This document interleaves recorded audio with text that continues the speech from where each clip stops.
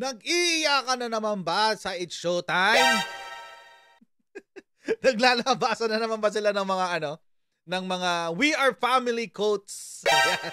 Diyan sila mahusay kapag merong masamang nangyayari sa isa sa kanila. Sasabihin nila, We Are Family! Bakit nila sasabihin yan? Dahil po hindi pinagbigyan ang motion for reconsideration na isinumite nila sa MTRCB. Kaya na nga bang sinasabi natin. Kaya pag-usapan natin yan maya-mayang konti lamang. Pero bago natin gawin yan, tayo muna ay magka-shoutout sa mga kaibigan natin sa Sendwave. Kung kayo po ay nasa US, UK, Canada, Italy, France, Spain, Ireland, and Belgium, ay pwede na po ay magpadala ng inyong mga remittances dito sa Pilipinas using Sendwave. Ang gagawin nyo lang ay download ng Sendwave app. Gawa kayo ng account, ilagay nyo ba ang account details nyo. At pwede na ay magpadala sa GCash, sa mga bangko at sa iba't ibang pawn shop din dito sa bansa.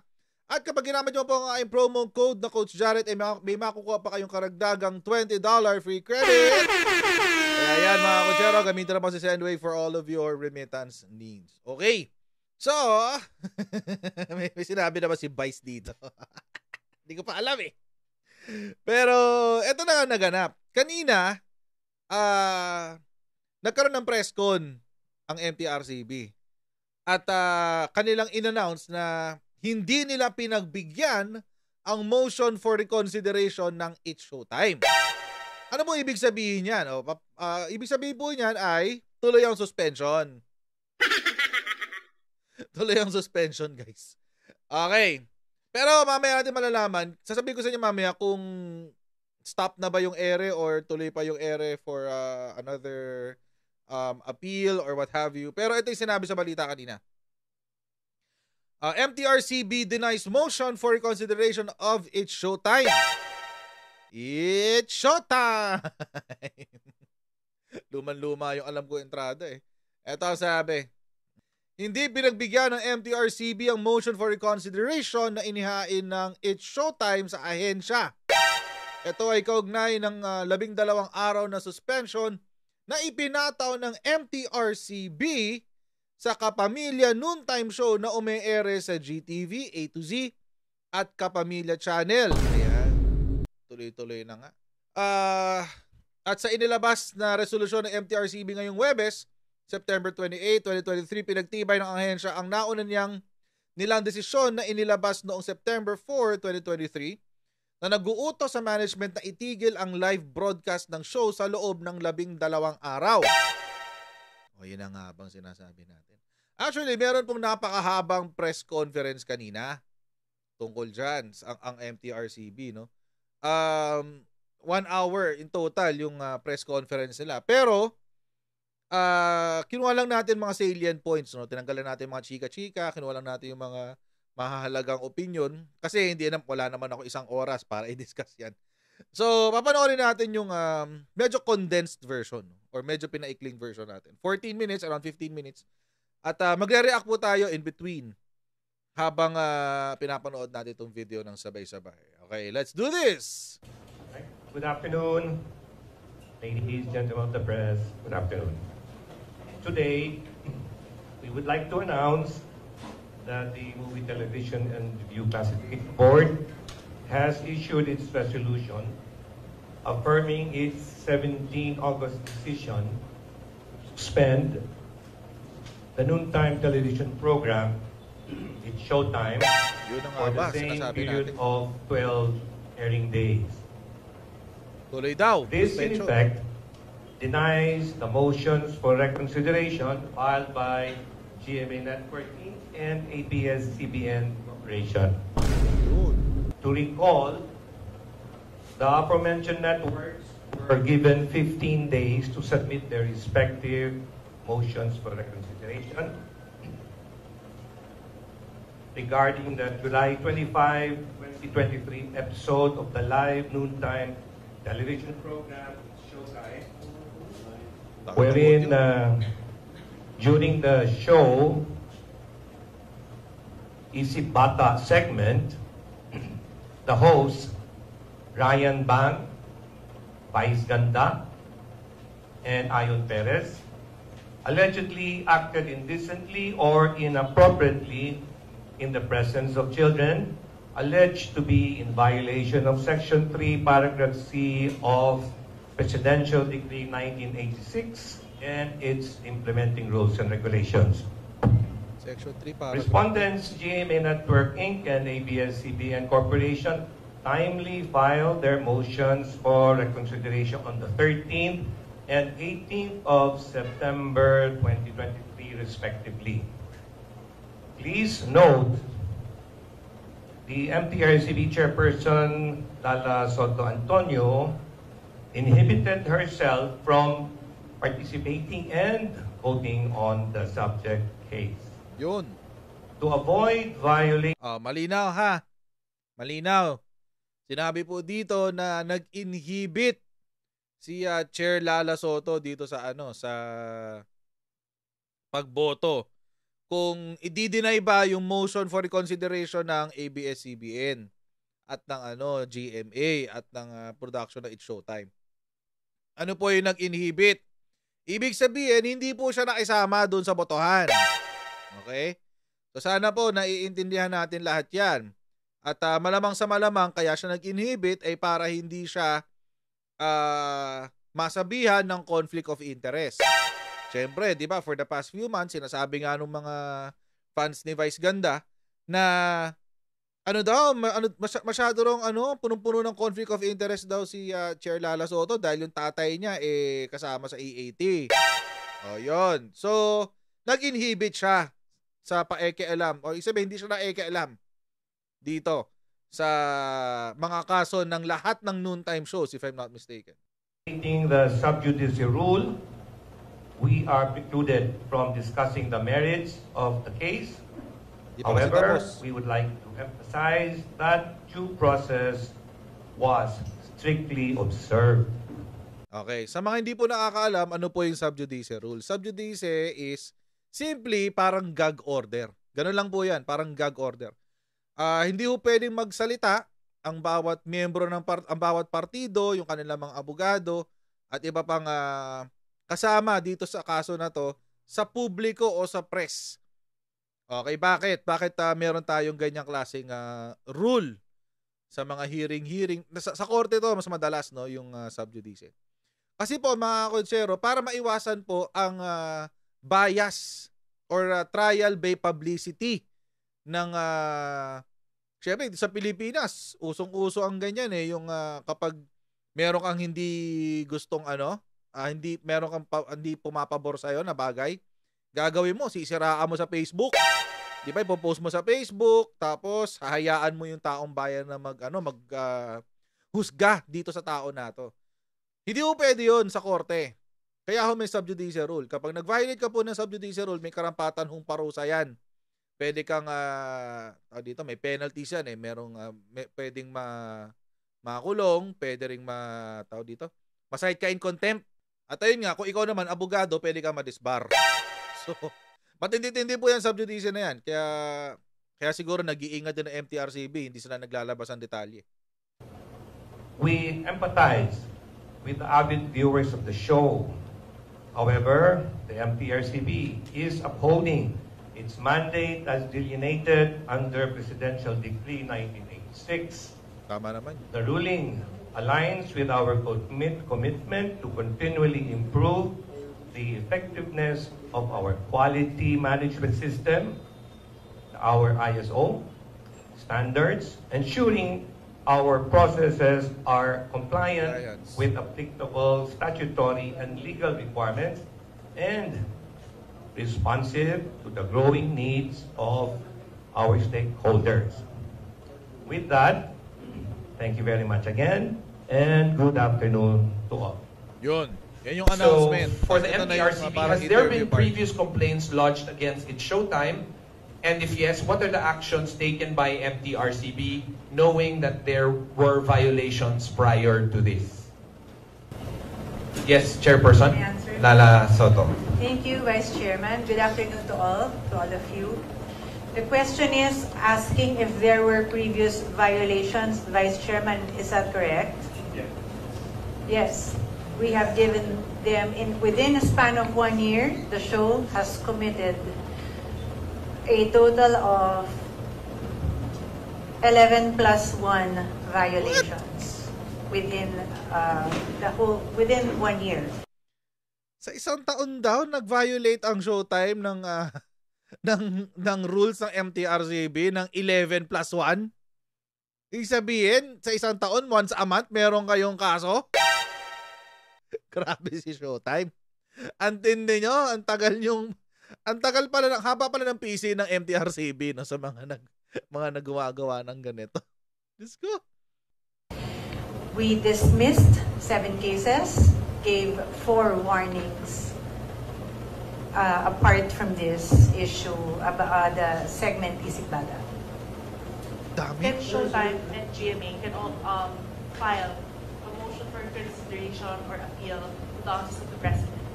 Or ito po ay effective immediately? No, this is not effective immediately. Yes, they can file a motion for reconsideration and appeal to the Office of the President. Right. Pwede talaga yun. So, Attorney Sani, would you like to explain the 15 days? Like, since this was being read, so from this time to when should they appeal, and should they not appeal, what would happen? Okay. The resolution, as we have mentioned earlier, has been issued today. So they will receive it today. Starting tomorrow, the 15-day period within which to file an appeal before the Office of the President will start to commence. Right. Within the period, they file. If if the Office of the President issues a resolution and they are not satisfied with the same, then they have another 15 days to go and file a motion for reconsideration again. And then if they're not satisfied with that resolution, they go out to the Court of Appeals within 15 days. And the same process goes over again. They have another 15 days to file a motion for reconsideration, and thereafter they go to the Supreme Court. And that would be the final stage. Yan. Okay, bakit po may mahabang proseso? Okay, so baka po marami nagtatanong, 12 days lang naman isususpend. Ba't kailangan pa umabot ng Supreme Court? Okay. Kasi po mga kutsero, nasa Constitution po kasi natin, no one shall be deprived of life, liberty, or property without due process of law. Ibig sabihin, hindi ka pwedeng tanggalan ng karapatan na mabuhay, karapatan na magkaroon ng ari-arian, at karapatan ng kalayaan nang walang due process. Kasama po ito sa due process. Ito po yung sinasabi natin, due process of law. Bakit ganun? 12 days lang naman. Bakit hindi na lang tanggapin? It's karapatan nila yun. It's their right. Bakit? Kasi lalo-lalo na dun sa mga employees, doon sa mga empleyado na mawawalan ng trabaho sa loob ng 12 araw. Ang pagtatrabaho po or yung what do you call this? Your work, yung trabaho nyo po ay considered po yan sa mata po ng ating Constitution as your property. Bakit? Kasi ito yung pamamaraan kung saan ikaw ay nakakakuha ng ari-arian. Kung wala kang trabaho, wala kang pag-aarian. Diba? Wala kang pera pambili ng ari-arian mo. So, yun po ang pananaw ng ating ng ating batas. Kaya kailangan, dahil nga sa Constitution natin, may due process, hanggang umabot yan sa Korte Suprema, kahit 12 days, kahit 1 day suspension lang yan. Kung hindi tatanggapin at iaapila ng iaapila, paabutin talaga ng Supreme Court yan. Kasi yun po talaga ang ating proseso dito sa Pilipinas. Di ba napakabait ng ating ng ating batas? Kaya baka next year pa matapos to. Mukhang next year pa matatapos to. If nag-violate nga po or nag-violate po talaga yung segment na yun, why the segment, the segment could have been suspended or i-chop nyo po yung segment na yun, but why the whole or entire Showtime show? Okay. By law, we are to suspend the network, in truth. And or the production. So we chose to suspend the production instead. And it's on them. It's supposed to be on the production to make these negotiations or the appeal. That's why they were given 15 days to be the ones to just suspend their hosts instead. But you're asking about the suspension of or removal of the segment. That's on the production as well. But we are to, by law, suspend the production. the National Council for Children's Television. Yun, may nagtanong kanina, ano yung tinanong? Bakit na lang daw hindi tanggalin yung segment na Isip Bata? Kasi po, accessory lang po kasi yung segment, hindi ho yun ang principal. Para sa lupa ho yan. Kahit anong kahit anong itirik nyo sa lupa, bahay man yan o kung ano man, kung sino may-ari ng lupa, sa kanya yung bahay. Kasi the accessory will always follow the principal. So sa kaso ng real estate, yung lupa kung sino may-ari ng lupa, kung kahit anong itirik mo diyan, wala kang magagawa. Doon yun sa may-ari ng lupa. The same is true here kasi accessory lang naman diyan yung Isip Bata na segment. Parte lang siya ng Showtime. And by law, ang kailangan parusahan, it's either the network, ang bigat nun yung network agad ang isususpend. Lahat ng shows tanggal for 12 days. Or the production. So, in this case, yung production na lang. Kasi naman mawala ng lahat ng shows. Ang GMA at ang ABS-CBN, di ba? Yun na lang. Game tuloy. Ito si Kuya, si doctor siya psychologist yata siya or I forget. Taga NCCT siya. National Commission for Children's Television. Yun. National Commission for Children's Television. Sila yung nagmo-monitor ng mga shows na for children and child-friendly. So, pakinggan natin sasabihin niya. Television is an attached agency of the Department of Education, and we are mandated to promote a child media environment in Philippine television, no? And dito po sa particular na, ang ginagawa namin, we ask the different broadcast stations, no, to submit their shows which they have classified as child-friendly or children's television. So parang sila mismo muna ang mag-identify. Tapos pag sinabit, kami ang nagbabalidate. Kasi may batas na po tayo ngayon na 15% of the daily airtime ng bawat network should be devoted to child-friendly shows. No? So dapat 15% pag kinumpute siya sa total airtime ng isang network. And mismo yung Showtime, hindi naman niya kinlasify yung sarili niya na child-friendly. No? It's a noontime show. So kasi wala siyang submission sa aming NCCT na child-friendly yung show nila. But pero based pa rin doon sa sinabit sa amin na review, no? A review of the incident. I think related na ba dun sa review? Yes.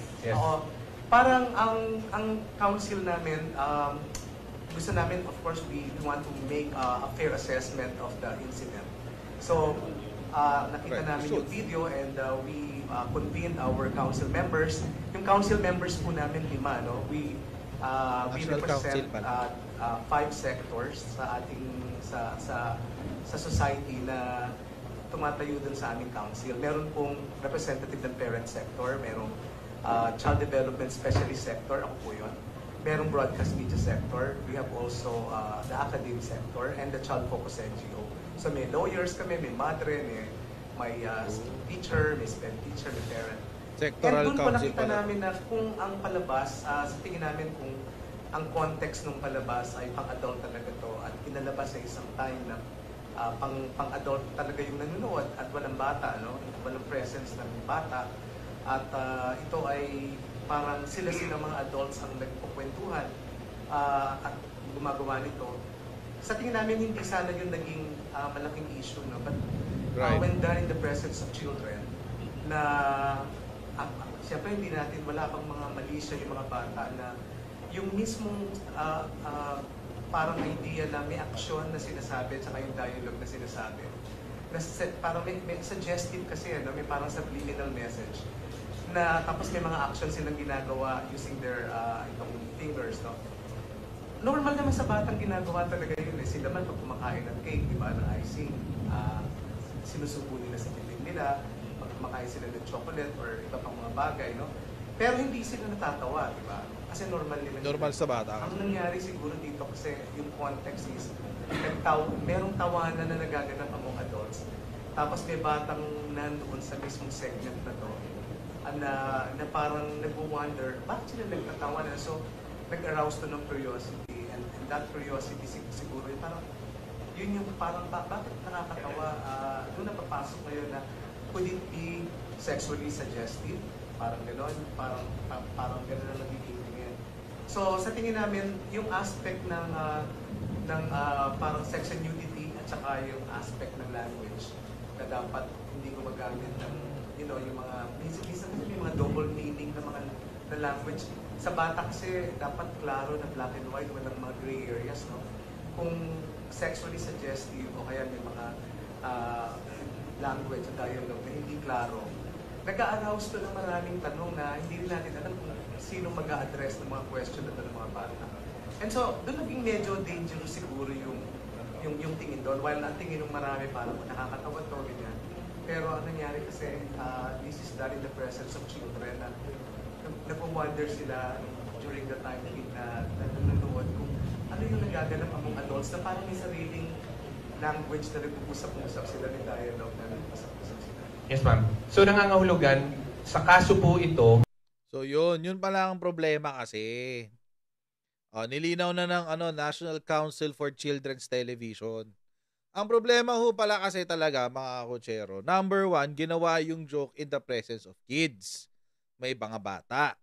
Pangalawa, nasa time slot siya kung saan may access ang mga bata. Diba? Noon time show so tanghali, may access ang mga bata dyan. Pangatlo, nakakalito yung galaw.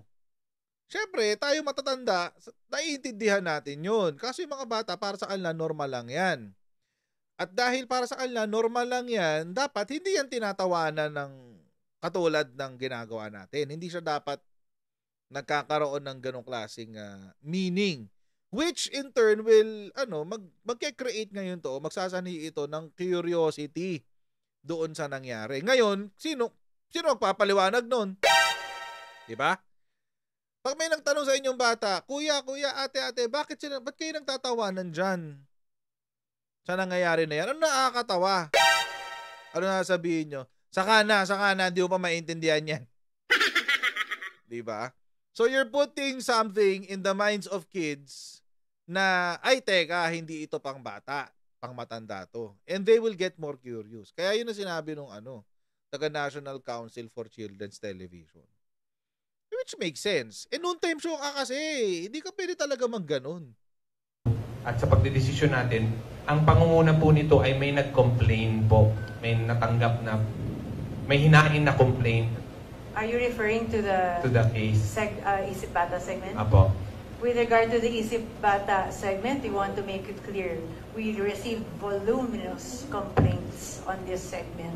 Marami pala talaga. Aside from the voluminous complaints that were filed in the MTRCB, we also received personal messages.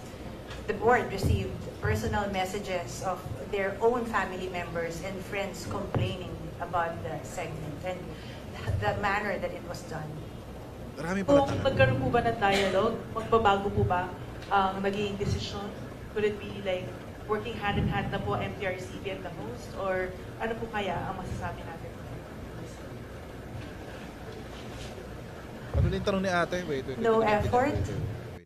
The board and the manner that it was done. Kung magkaroon po ba ng dialogue, magbabago po ba ang naging desisyon? Okay. Could it be like working hand in hand na po MTRCB at the host? Or ano po kaya ang masasabi natin?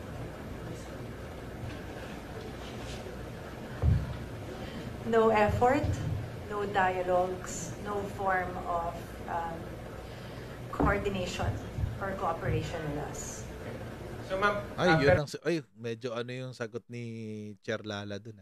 Ang tanong kasi, kung nagkaroon ba ng coordination, kung nagkaroon ba ng dialogue, magiging iba ba yung resulta?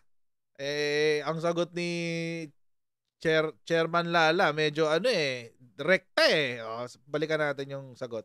Like working hand in hand na po MTRCB at the host? Or ano po kaya ang masasabi natin?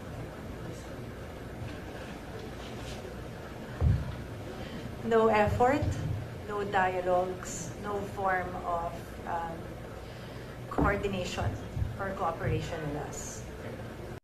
Yabang nyo naman, Vice. Ang yabang naman. Ano ba naman yung maipag-coordinate kayo, di ba? Sabagay, napansin naman natin yung reaction nila after nung di ba, nung unang binagsak yung issue. Very very, what do you call this? Masyadong malakas ang pushback. Tapos meron pang marami pa sila mga bira sa tabi-tabi, every now and then may parinig, may ganito, ganyan. Which alam nyo, it could have helped. Makakatulong sana kung nag-reach out sila. Sila mismo, no? Kung nag-reach out sila at sila mismo na ipag-usap sa NTRCB. Most probably, ma-avoid itong nangyari na to. So ma'am, pero pinatawag po ba sila? Yun yung isa pa pong na ipatawag sila ng adjudication committee. Nagkaroon po. Of course, they were given a notice to appear. Pero hindi that po is why sila. They appeared in the hearing and they were given due process. Dumating po ba sila? Magbabago po ba ang desisyon ng board to suspend? Ay, yun po. Okay, ma'am. Yung sasabi yung dialogue, yung we said notice to appear nga, ipupunta sila po, yung production, yung crew, etc. Andun, nag-uusap na kami dyan. And then lahat ng sasabihin nila, pwede lagay sa position paper. Okay, there are times may mga complaints na, okay, sasabihin lang, they apologize for what happened, it was not intentional, walang malicious intent, walang bad faith, etc. So, nag-temper yun, no? See, mitigating yun nga, kaya even Showtime, sa mga ibang kaso yan, nabigyan lang ng warnings, stern warnings, admonishments, etc. sa mga ganyang klase. Memos, etc. Pero in this case, they were given the same treatment. Nagkaroon sila ng paraan o nagkaroon sila ng opportunity to be heard, nag-submit ng position paper, nag-usap din doon. Pero sa dialogue, out of that, wala po, hindi namin nina-entertain mga ganyan. Chair Lala, kasi po, after the first decision was released, we are all aware of the backlash, the things that have been said about you, about the agency. And you already clarified that you inhibited, in fact, you are not voting. Sabi ni Attorney kanina, your role is just a tiebreaker. Hindi maalis sa isip ng tao the conflict of interest. Kahit po na hindi kayo bumoboto, you are, in fact, still a family member of a competing show of It's Showtime. Ano po yung position nyo doon sa statement na sinasabing conflict of interest? First, I truly believe my being a Soto or my father's daughter should not be taken against me. Instead, it should even be taken positively that I am someone who grew up in the industry. I am someone who loves the industry and understands the industry. I really believe that we should respect others' opinions. Also, that's their opinion. There's nothing I can do. I am just doing my job humbly and justly. How about the calls for your resignation, Chair? I'm not going to satisfy the whims of my detractors. Ay, taray. I'm not going to satisfy the whims of my detractors. Actually, nadyaryo nga yan. Ito nga yung sinabi. Lala Soto, palaban sa panawagan, Lala resign. Pak. Ayan, direktang sinagot niya, I'm not going to satisfy the whims of my detractors. Pak. Mic drop moment. Yan, ganun yan, mga kutsero. So at least now we have a better understanding kung bakit naging ganun yung desisyon ng MTRCB. And alam nyo, mga kutsero, I think it's about time na we realize it's really not personal. Hindi talaga personal to. Alam nyo kasi ahensya sila ng gobyerno. Kung hindi ho nila gagawin yan, hindi ho nila ginagawa yung trabaho nila. Anong gusto nyo? Huwag nilang gawin yung trabaho nila. Pag hindi nila ginawa yung trabaho nila, magagalit ang Pilipino.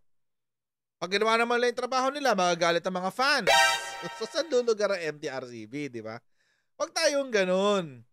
Sabi nga, the law may be harsh, but it is the law. Duralex said Lex. The law is harsh, but it is the law. Hindi pwedeng magbibigay tayo ng, hindi kasi napapasaya naman kami niyan. Ganon. Hindi pwede. Pag may violation ng law, pag merong paglabag sa batas, ganun talaga. Pagdusahan. Kasi alam nyo mga kutsero, sasabihin natin, sa Pilipinas walang hustisya, kailangan ang nakakaano lang dito mga mayayaman, yung mga malalakas, etc. etc. Ngayon gustong patawan ng parusa yung isang taong malakas. Nagrereklamo yung mga fans diyan. Yung if I'm not mistaken, yung mga fans ni Vice, mga pawok eh. 'Di ba? Sila yung palaging kailangan may hustisya sa Pilipinas. Tapos ngayon binibigyan ng hustisya, ayaw nyo. Yan. Pero mga kutsero, again, magpapatuloy pa rin ng It's Showtime kahit may suspension order. Bakit? Kasi pwede nilang i-appeal yan. So meron silang 15 days para magsumite ng kanilang appeal sa Office of the President. May 15 days bago maglabas ng desisyon ng presidente, ang Office of the President. So that's 1 month already. Pag hindi na nagustuhan, pwede sila mag-file sa Court of Appeals. Diba? Tapos, kapag hindi na nagustuhan ng desisyon ng Court of Appeals after 15 days or 1 month, Supreme Court naman. So, we're really looking at mga 3 to 4 months pa bago ma-implement yung 12-day suspension. Imagine, 12 days, kailangan dumaan ng 3 months. Ganyan ho kabait ang ating batas, mga kakutsero, sa mga offenders. Ganyan ho talaga kabait. Kaya nga nakakapagtaka kapag sinasabi nila na walang hustisya sa Pilipinas. Walang hustisya kasi ganito kabait ang ating korte, ang ating justice system. But to their credit, no, salamat, maraming salamat sa MTRCB dahil they're really sticking to your guns this time. Diba? I think it's commendable. Alam naman natin si Vice Ganda isa na sa mga pinakasikat na komedyante dito sa Pilipinas. At malaki-laki rin ang fan base ni Vice Ganda. And although not everyone is a fan, diba? But merong significant, very very significant fan base. And for all intents and purposes, si Vice Ganda is a very influential celebrity dito sa bansa. And mahirap po para sa maliit na ahensya tulad ng MTRCB na bumabangga sa ganong klaseng tao. So, it's really commendable po itong ginagawa ni Chair Lala na hindi po nila hinahayaan na manduhin ang ahensya ng mga nagmamagaling dyan sa labas. So ayan, maraming pong salamat sa inyong patuloy na pagsuporta sa ating channel. Huwag niyo po kalimutan mag-subscribe sa Coach Jared YouTube channel. And meron din po tayong Facebook page, pa-follow na rin po tayo doon. And I'll see all of you in our next Coach Jared Live. Bye everyone, see you next time. Bye.